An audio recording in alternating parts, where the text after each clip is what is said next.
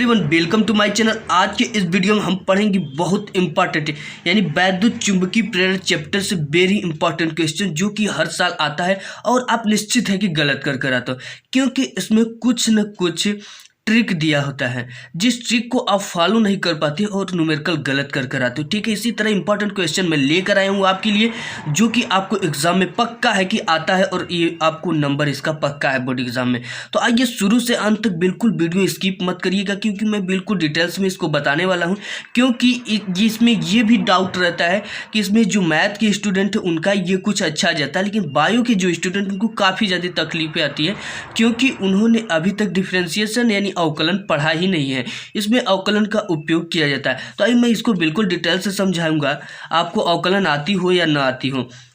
तो देखिए, दे रखा है कि किसी समय टी पर एक कुंडली से संबंध ताक्षणिक चुंबकीय फ्लक्स फाई की वैल्यू दे रखा है। फाई इक्वल 4t का cube minus 5t square minus 10t plus 70।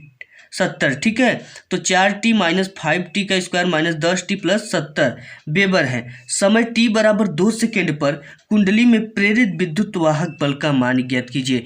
यानी E बराबर क्वेश्चन मार्क दे दिया। तो इस क्वेश्चन को पहले हम तो समझ लिए कि इसमें क्या पूछा है। इसमें पूछ रखा है प्रेरित विद्युत वाहक बल का मान ज्ञात करना है, और दिया क्या है उसको पहले हम नोट कर लेते हैं।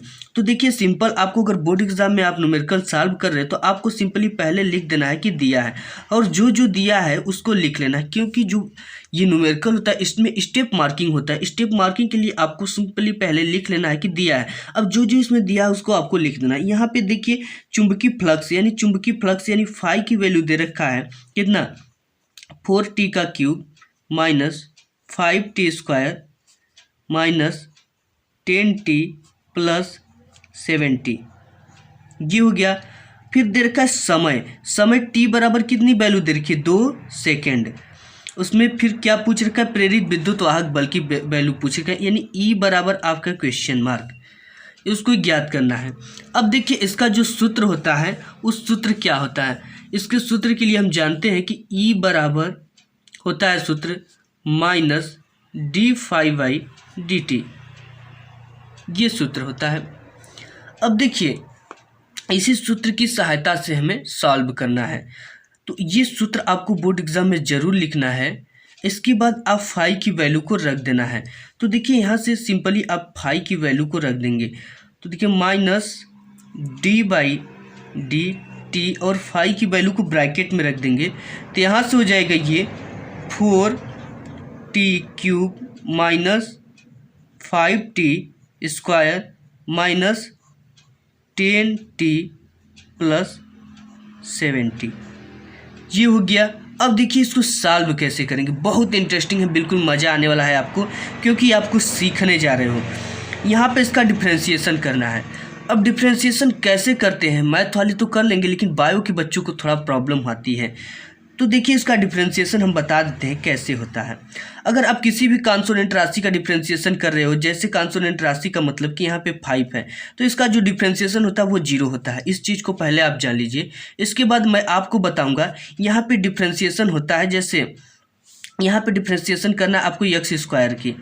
ठीक है, एक्स स्क्वायर हो गया। तो इसका डिफ्रेंशिएशन कैसे करेंगे, इसका डिफ्रेंशिएशन करने के लिए हम इसका डिफ्रेंशिएशन d/dx यानी x के रिस्पेक्ट में कर रहे हैं। अगर यहाँ पे t होता है तो t के रिस्पेक्ट में करते हैं, तो यहाँ पे इंटू x का स्क्वायर। अब इसका जो डिफ्रेंशिएशन होता है एक फार्मूला होता है, वो फार्मूला ये होता है।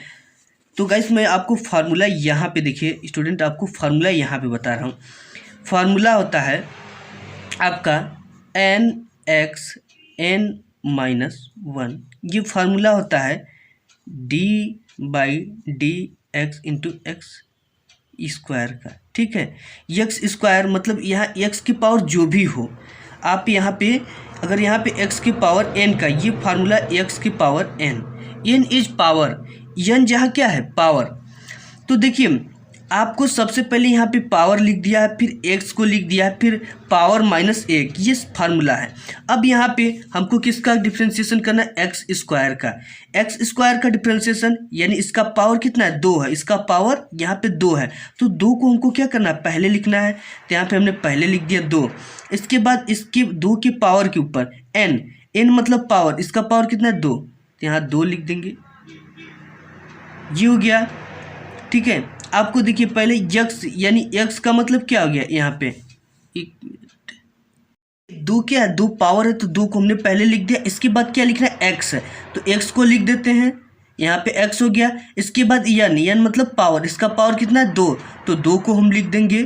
फिर माइनस यहाँ पे इसके बाद ये सूत्र का क्या है 1, 1 को हमने लिख दिया। तो यहाँ से 2 में से 1 जाएगा तो कितना बचेगा, 1 बचेगा। तो 2x की पावर 1, 1 को लिखा नहीं जाता है। तो यानी कि आप इस चीज़ से समझ सकते हो कि एक्स स्क्वायर का जो डिफ्रेंसिएशन होता है वो कितना हो जाएगा 2x है। तो यहाँ पे सिंपली सबका डिफ्रेंसिएशन हमें कर देना है। तो विद्युत वाहक बल E बराबर आपका हो जाएगा माइनस d/dt, इसका मल्टीप्लाई इसमें पढ़ेंगे तो हो जाएगा 4t का क्यूब, माइनस इसका मल्टीप्लाई इसमें पढ़ेंगे तो ये हो जाएगा माइनस और माइनस मिलकर plus, plus d/dt into 5t का स्क्वायर।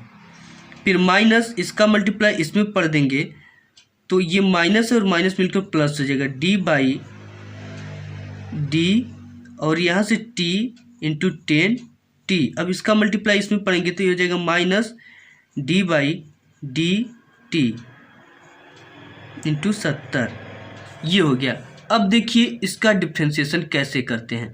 अब देखिए हो गया ये। अब इसका सिंपली हमको कर देना है डिफ्रेंसिएशन।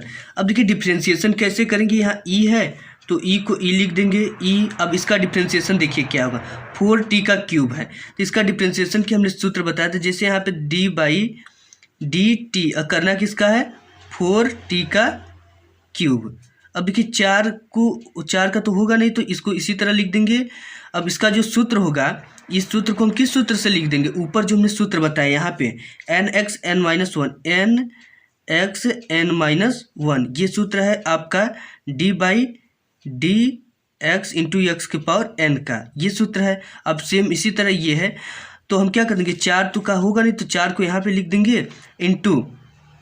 अब देखिए यहाँ पे n है तो n इज पावर, तो इसका पावर कितना है 3, तो यहाँ पे पावर लिख देंगे कितना 3। फिर उसके बाद यक्स है, यक्स है तो यहाँ पे क्या है t है तो t लिख देंगे इंटू t। फिर उसके बाद n है, n मतलब पावर, तो इसका पावर क्या है 3। फिर यहाँ पे माइनस माइनस सूत्र का 1, तो आपका ये हो जाएगा। देखिए ये 4 3 की हो जाएगा 12 और ये हो जाएगा t 3 में से 1 गया 2 तो 12t का स्क्वायर। इसका डिफ्रेंसिएशन क्या हो गया, माइनस d/dt का हो जाएगा आपका, ये आगे आ गया तो 12t का स्क्वायर। इसके बाद प्लस, अब यहाँ पे ये है तो सेम प्रोसेस इसमें भी करना है, यानी 2 आपका आगे आ जाएगा। तो यहाँ से हम आपको निकाल कर दिखा दे रहे हैं, यानी कि अगर उसका करना रहेगा तो यहाँ से हो जाएगा आपका क्या है 5t का स्क्वायर, तो 5t का स्क्वायर d/dt। तो इसका डिफ्रेंसिएशन करेंगे तो पहले हम क्या लिखेंगे, 5 को लिख देते, फिर इसके बाद n मतलब पावर, तो इसका पावर क्या है 2 तो 2 लिख देंगे। इसके बाद t लिखेंगे, इसके बाद पावर n की जगह पे 2 माइनस 1। इस चीज़ को आप समझ गए, 5 दूना के 10t। तो इसका जो डिफ्रेंसिएशन हो जाएगा वो क्या हो जाएगा 10t। अब हमें 10t का डिफ्रेंसिएशन करना है। अब देखिए इसका भी वही होगा d/dt इंटू 10t। अब इसका मतलब कुछ नहीं तो इसके पावर क्या माना जाता है 1, तो 1 लिख देंगे। फिर इसके बाद t, फिर इसके बाद हो जाएगा यहाँ से 10 हो गया तो 10 का तो 10 लिखेंगे, 10 गुणित अब पावर पे क्या है 1 तो 1 लिख देंगे। इसके बाद t 1 माइनस 1। अब देखिए यहाँ से हो जाएगा 10 गुणित t के पावर 1 में से गया 0, t के पावर 0। किसी भी वैल्यू के ऊपर अगर 0 पावर होता है तो उसकी वैल्यू 1 होती है। 1 का मल्टीप्लाई 10 में करेंगे तो कितना आ जाएगा, आ जाएगा सिंपली 10। तो यहाँ से आ गया आपका 10t का जो अवकलन है वो क्या आ गया 10। तो यहाँ पे हमको सिंपली लिख देना है 10t, यहाँ पे जो है आपका यहाँ से 10t आ गया और इसका भी क्या आ गया केवल 10 प्लस 10। अब देखिए ये डिफ्रेंसिएशन क्या है, ये आपका कॉन्सोनेंट है, यानी कॉन्सोनेंट का जो डिफ्रेंसिएशन होता है वो 0 होता है। हमने बताया यहाँ जैसे 5 का डिफ्रेंसिएशन 0, तो ये हो गया प्लस सॉरी माइनस 0, इसका कोई मतलब नहीं है। अब इसके बाद आ गया आपका e बराबर माइनस 12t का स्क्वायर प्लस 10t प्लस 10। अब देखिए t की वैल्यू आपका दे रखा है, t की वैल्यू क्या दे रखा है 2, तो सिंपली 2 को क्या कर देंगे पुट कर देंगे। तो e बराबर हो जाएगा माइनस 12, इसका 2 का यहाँ रख दोगे, 2 का स्क्वायर प्लस 10 इंटू 2 प्लस 10। अब देखिए सिंपली करेंगे क्या, ये एरो आप लगा दीजिए, इससे पता चलता है कि ये नेक्स्ट स्टेप है। तो यहाँ पे -12 हो जाएगा और ये 2 दूना के 4 और ये प्लस 10 दूना के 20 प्लस ये 10। अब ई बराबर आपका आ जाएगा 12 के 12 बाजू 24, 12 36, 12 चौके 48 -48 प्लस ये 20 और 10 मिलकर क्या हो जाएंगे 30।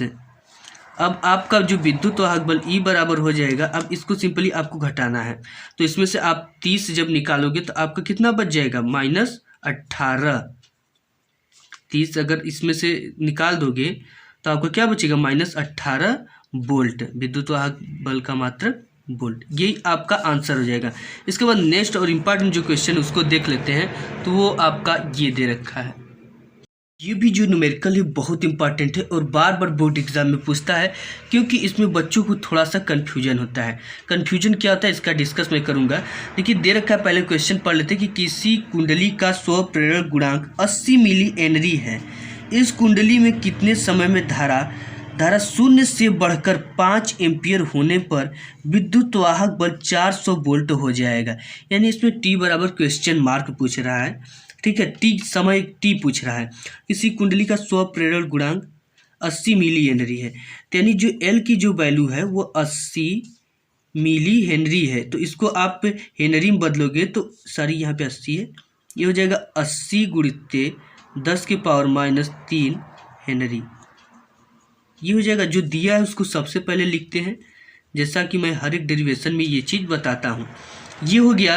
अब देखिए इसके बाद करते क्या है कि इस कुंडली में कितने समय में धारा 0 से बढ़कर 5 एम्पियर होने पर, तो आप जानते हो धारा यानी कि डेल आई की जो वैल्यू होती है वह होती है I2 माइनस I1। यानी I2 आपकी क्या है 5, सिंपली 5 और धारा 0 से तो माइनस कितना 0 से बढ़ रही थी, 5 में से 0 घटा देंगे तो डेल आई की जो वैल्यू वो केवल आ जाएगी कितनी 5 एम्पियर। ये हो गया। अब देखिए क्या दिया, अब इसका बढ़कर 5 एम्पियर विद्युत वाहक बल यानी ई की भी वैल्यू दे रखा है। ई बराबर दिया है 400 वोल्ट। ये हो गया। अब देखिए इसका सूत्र जो होता है हम जानते हैं कि विद्युत वाहक बल ई बराबर जो सूत्र होता है वो होता है -L di/dt, ये होता है। अब देखिए सबकी वैल्यू दे रखा है, यहाँ पे dt की वैल्यू नहीं दे रखा है, तो dt को हम ये dt यानी समय को निकालना है। तो समय को निकालने के लिए हम क्या करेंगे, इसका मल्टीप्लाई इधर कर देंगे और इसको इधर ले आएंगे। यहाँ से हो जाएगा dt बराबर -L di/e, ये हो गया। तब देखिए यहाँ से हो जाएगा dt बराबर, आपका dt बराबर हो जाएगा, L की वैल्यू दे रखा कितना 80 गुणित 10 के पावर -3 इंटू di की भी वैल्यू दे रखा कितना 5 एम्पियर, तो इसको रख देंगे 5 एम्पियर अपान, यहाँ गुणित रहेगा अपान ई की भी वैल्यू दे रखा 400 वोल्ट, इसको पुट कर देंगे। पुट करने के बाद हमारा आ जाएगा, अगर इसको सॉल्व करेंगे तो 1 0 से तो पहले 1 0 क्या हो जाएगा कट गया, तो ये हो गया। देखिए 0 से 0 क्या हो गया कट गया। अब 8 का गुणा 5 में कर दीजिए तो ये हो जाएगा 8 पंचे 40 गुणित 10 के पावर -3 अपान 40, ठीक है। ये 40 नीचे का बचा तो 40 से 40 कट गया, आपका आया क्या 10 के पावर -3 सेकेंड। ये आपका क्या हो गया आंसर हो गया, यही आपका आंसर हो गया। वीडियो अगर पसंद आए तो वीडियो को लाइक कर दीजिएगा, चैनल पर नए तो सब्सक्राइब जरूर कर लीजिएगा और बेल आइकन के आल पर प्रेस कर लीजिए, जिससे हमारे आने वाली सभी वीडियो की नोटिफिकेशन आपको सबसे पहले मिले। मिलता हूँ एक नए वीडियो में, तब तक के लिए धन्यवाद।